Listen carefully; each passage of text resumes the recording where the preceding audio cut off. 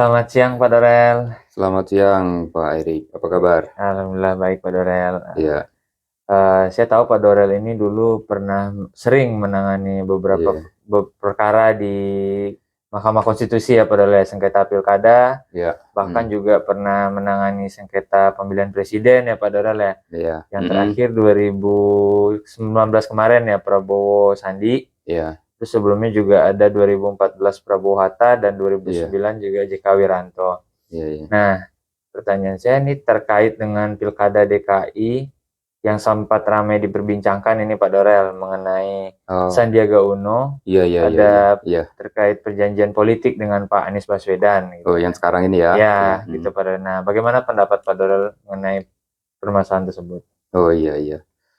Ya, kalau kita ikutin perbincangan-perbincangan dan wawancara-wawancara dari berbagai pihak di media massa dan medsos, maka kita melihat mencermati lebih banyak bicara tentang aspek politiknya. Nah, karena kita orang hukum, saya praktisi hukum, maka dan kebetulan saya juga sering menangani perkara pilkada di Mahkamah Konstitusi juga, maka kita tentu bicara tentang aspek hukumnya. Ini kan jarang dibahas dan kita ingin masyarakat menyampaikan pelajaran apa eh, hal-hal apa yang bisa ditarik pelajaran dari peristiwa ini. Ya. Hmm.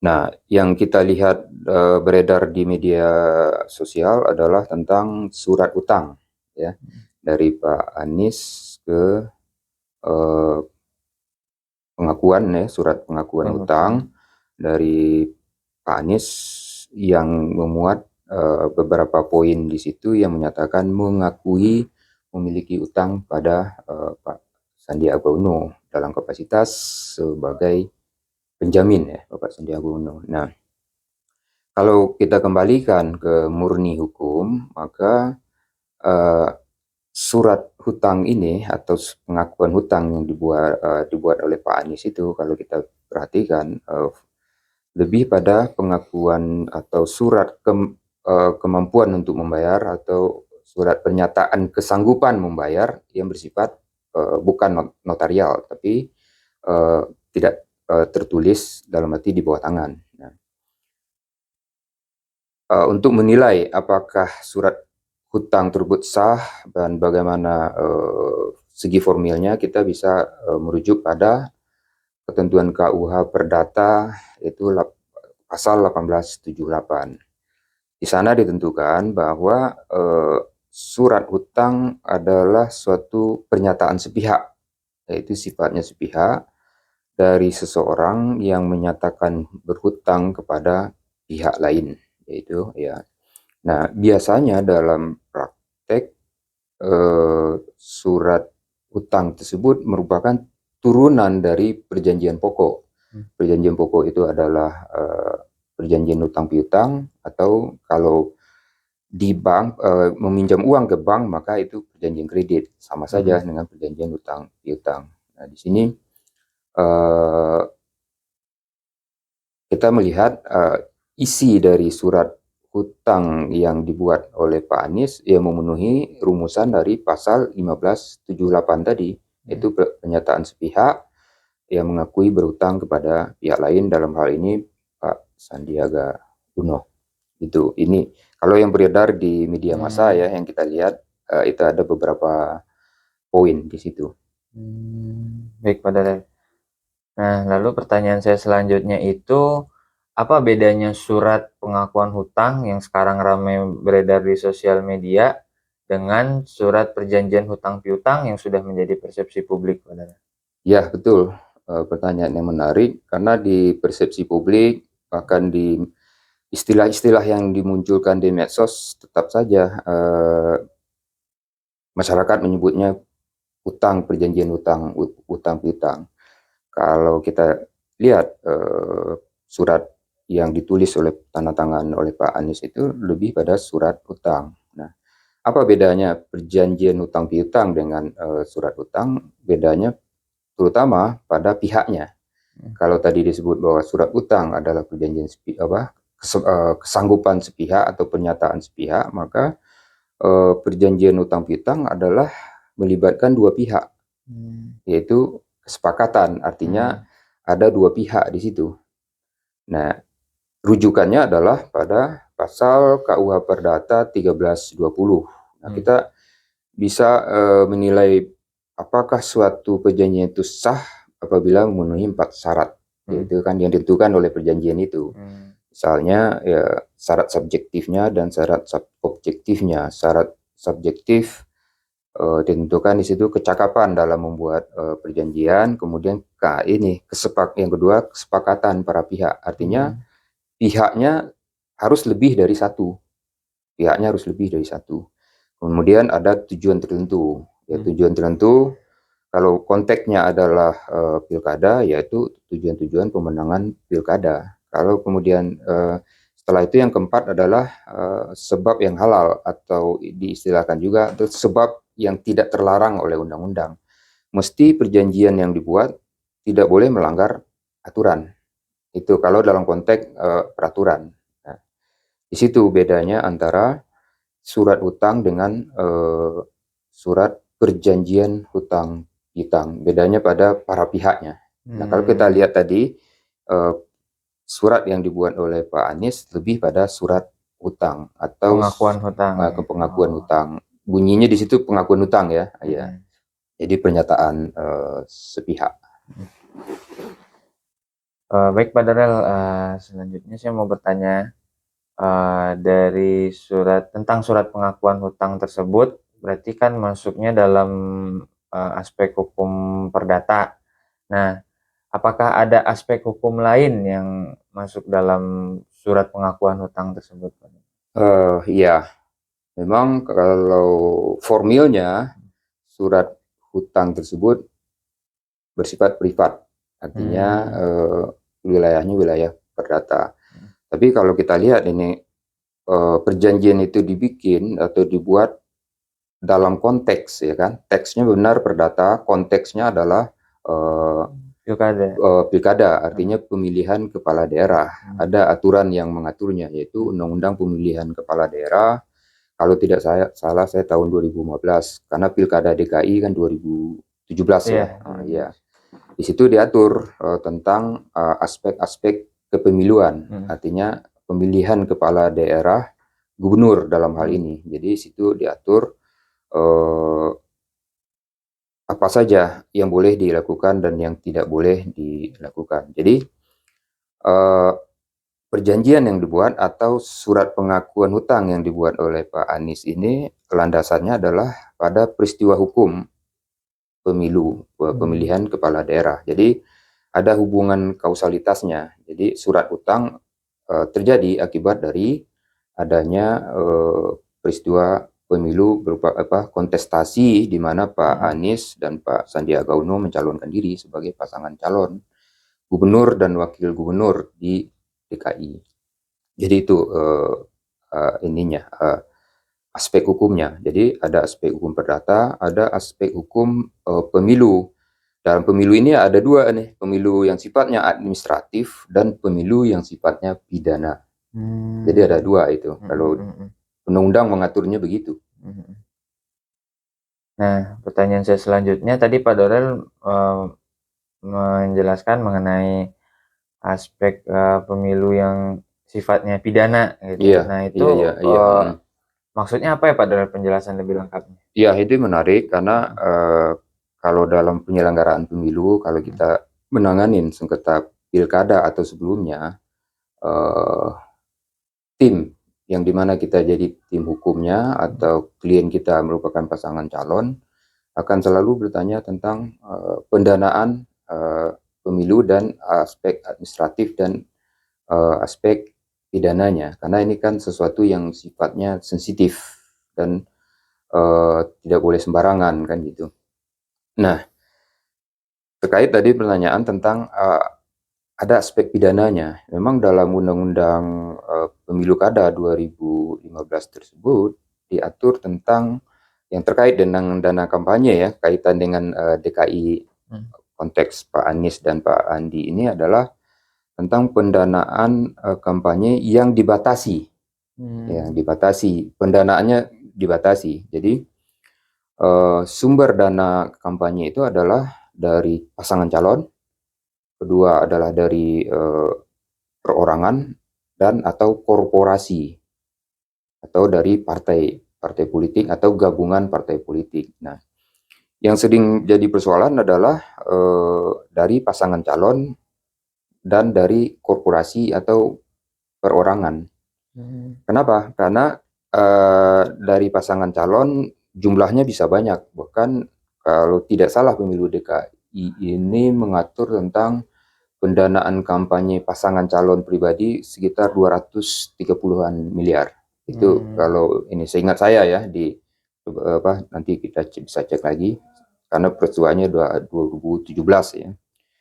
Ada di situ diatur. Itu tidak masalah. Artinya apa? Dikaitkan dengan pendanaan tadi, tidak ada yang salah dengan surat utang atau pengakuan utang yang dibuat oleh Pak Anies. Itu bukan pelanggaran hukum. Jadi sah-sah aja ada surat hutang atau perjanjian hutang. Nah, yang jadi soal adalah tentang pendanaan yang sifatnya sumbangan ya kan dari pihak ketiga atau korporasi. Ini yang masalah karena ada batasannya. Di situ di ketentuan undang-undang tersebut dibatasi pendanaan yang sifatnya sumbangan dari perorangan.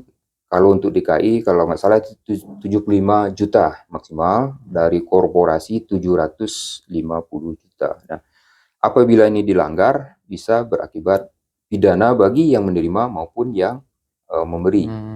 Dan juga akibat administratifnya, kalau diketahui pada saat itu. Kalau diketahui pada saat itu. Jadi,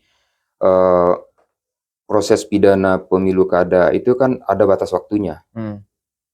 Pelaporan, penyidikan, dan penuntutan itu ada batas-batas waktunya karena mesti timelinenya mesti selesai pada saat pemilu juga selesai. Jadi maka ada batas-batas waktu. Makanya namanya pidana pemilu. Jadi ada batas waktu, kemudian administratif juga ada batas waktu. Nah, ada sanksi pidana dan ada sanksi administratif. Nah, kalau dalam konteks Pak Anies tadi kita lihat sumbangan tadi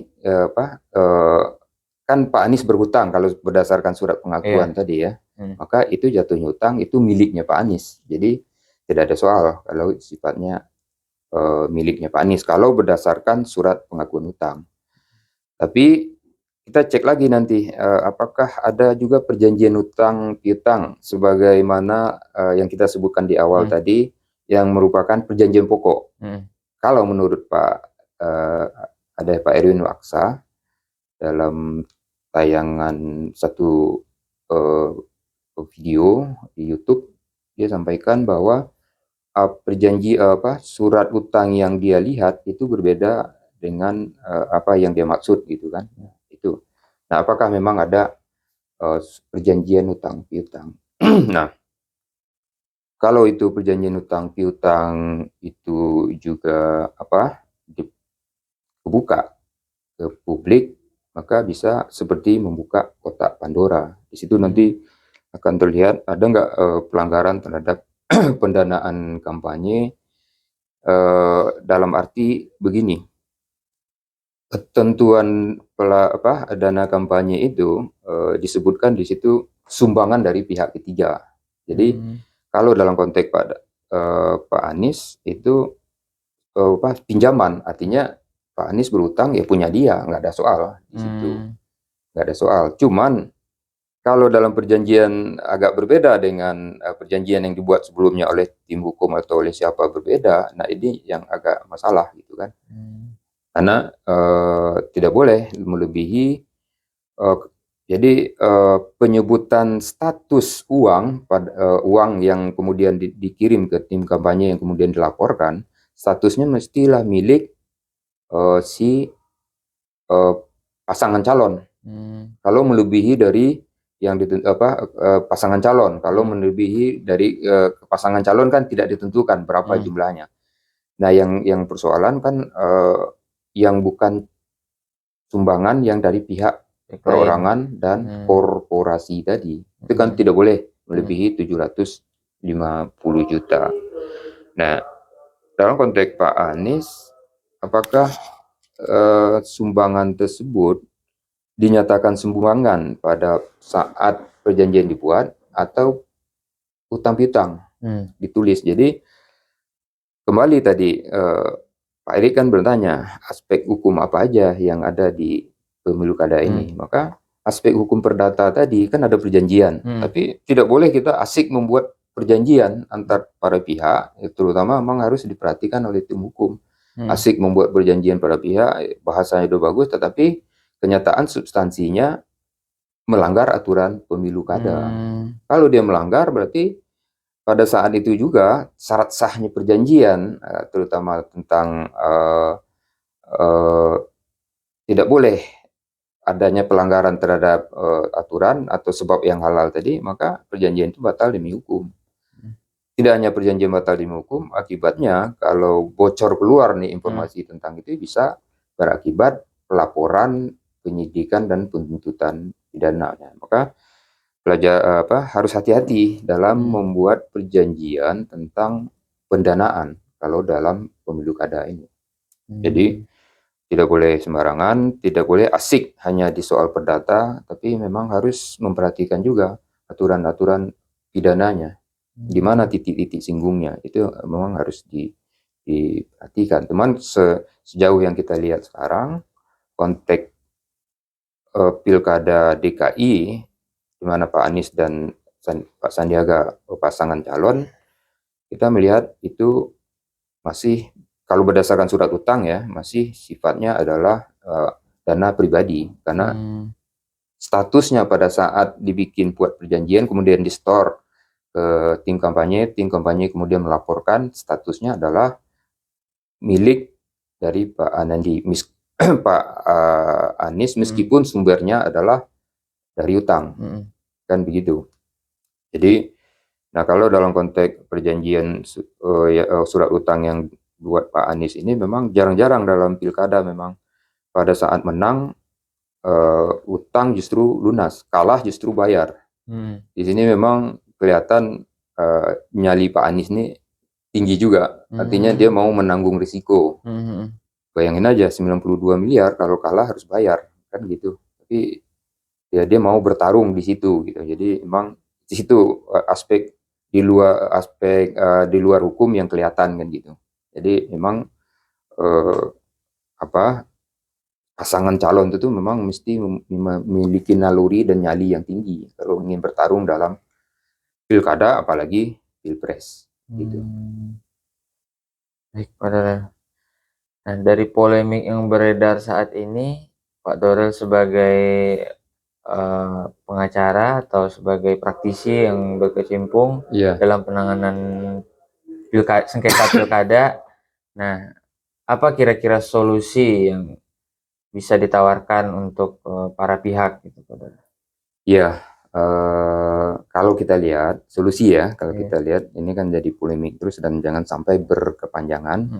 Kalau kita lihat dari mulai timbulnya polemik ini, dimulai dari pernyataan Pak Sandiaga Uno yang menyatakan bahwa ada perjanjian politik antara Pak Anies dengan Pak Sandiaga Uno selaku pasangan calon di pemilu kada DKI, di pemilu lah gitu, dan kemudian ditafsirkan ada kaitan dengan pilpres juga gitu kan. Itu pernyataan Pak Sandi waktu itu. Nah kemudian berkembang ada lagi respon atau pernyataan yang berkembang kemudian dari Pak Erwin Aksa bahwa setahu dia ada utang piutang di situ dan kayaknya belum lunas gitu kalau kita ikutin tayangan itu. Nah di situ kemudian Pak Anies merespon karena sebagai pembelaan diri mungkin ya, karena di medsos kan diisukan bahwa Pak Anies orang yang berhutang kan gitu. Nah ini kan merusak kredibilitas sang calon begitu. Nah itu coba dijelaskan melalui podcast yang juga kita bisa lihat sama-sama di YouTube. Itu Pak Anies membantah itu utang karena sifatnya udah lunas sebagaimana tersebut dalam poin di surat utang tersebut. Apabila menang lunas, apabila kalah justru berhutang. Nah, itu kemudian direspon lagi sama Pak Sandiaga Uno bahwa saya mengikhlaskan gitu kan. Nah, kalau kita lihat nih respon masing-masing pihak sebetulnya sudah tidak ada persoalan. Yang satu menyatakan lunas, yang satu sudah mengikhlaskan, ya sebetulnya nggak ada masalah lagi. Nah, pendekatan yang bagus itu memang pendekatan rekonsiliatif yang sifatnya tidak lagi membuka persoalan ini, terutama kalau misalnya ada perjanjian yang kita sebutkan tadi, karena Pak Erwin memaksa melihat perjanjian yang saya lihat beda dengan yang surat utang ini. Nah, kalau misalnya pun ada itu, ini kan sifatnya perjanjian itu kan publik, sifatnya privat. Privat. Artinya ya cukup diketahui oleh para pihak.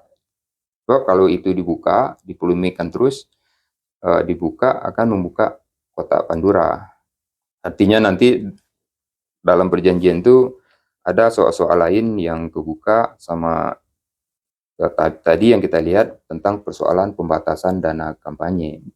Meskipun ya kan, meskipun kalaupun ada unsur pidana pada waktu itu, dalam konteks sekarang sifatnya udah daluarsa, tidak lagi menjadi pidana yang bisa dituntut karena udah daluarsa, pemilu udah selesai.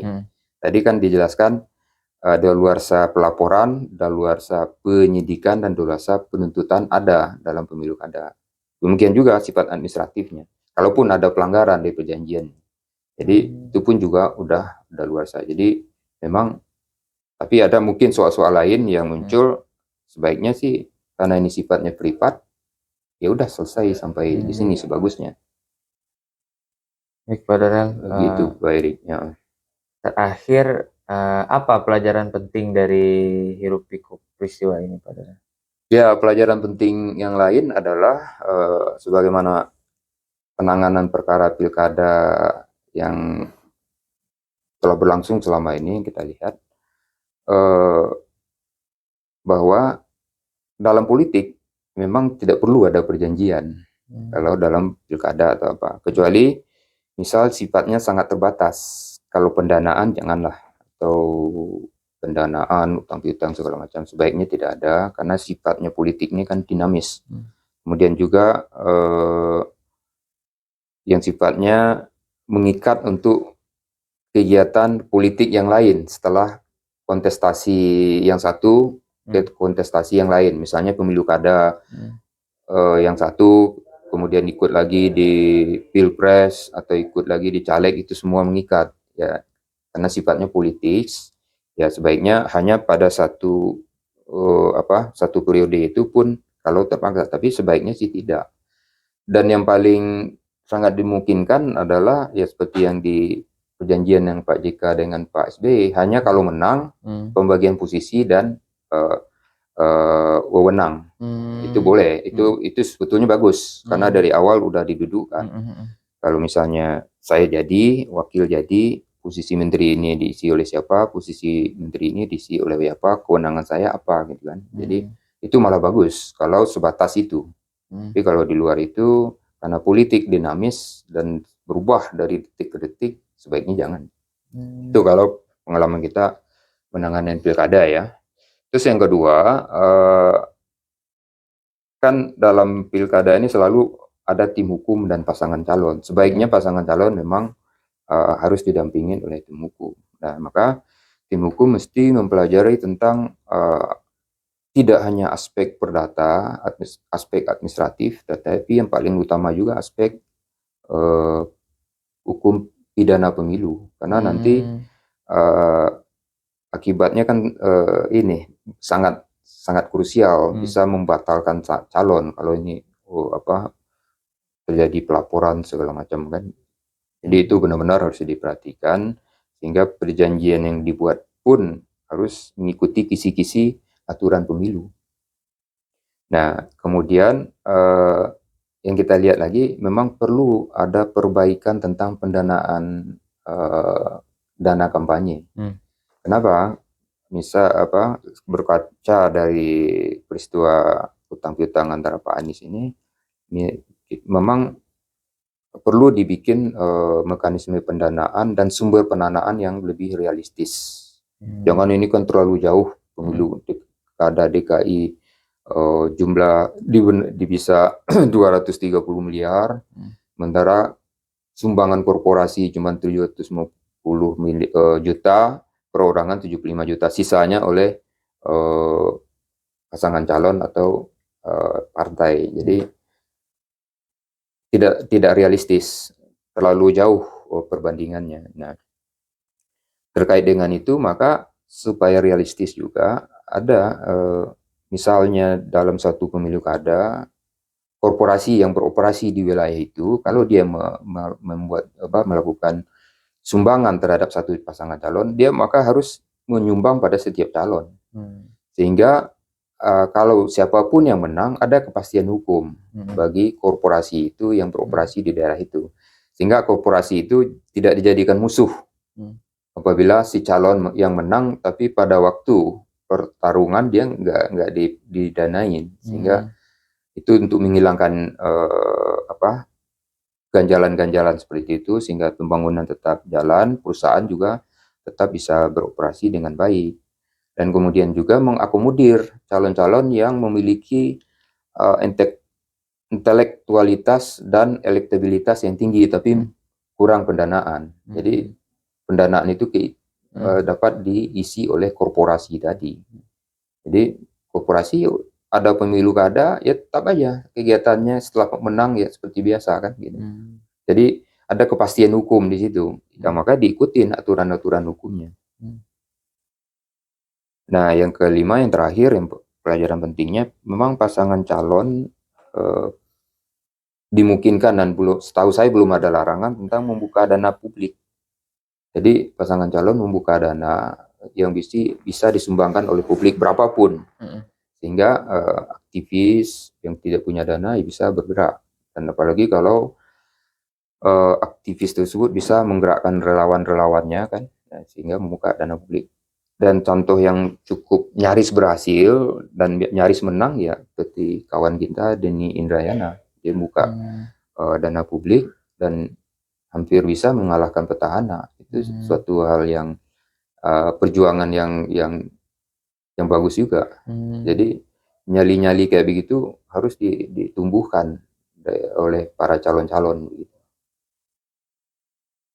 Nah, itu pelajaran penting tadi, Pak Erik. Jadi ada beberapa perjalanan tadi ya, yang bisa dipetik dari pengalaman kita menangani pemilu kada. Baik, Federal, terima kasih.